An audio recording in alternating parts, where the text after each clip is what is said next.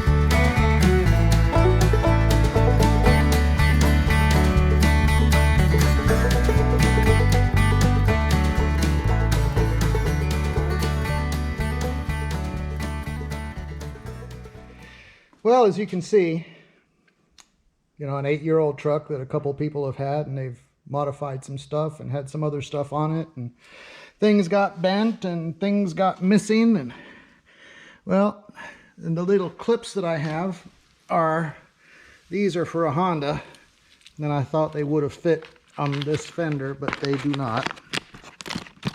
So I'll run over to O'Reilly's to the help section and get some Ford fender clips. The screws are all in. It's just a matter of putting the clips in now. Not as easy a project as I thought it was going to be, but not terrible if you've done it once before, which I haven't.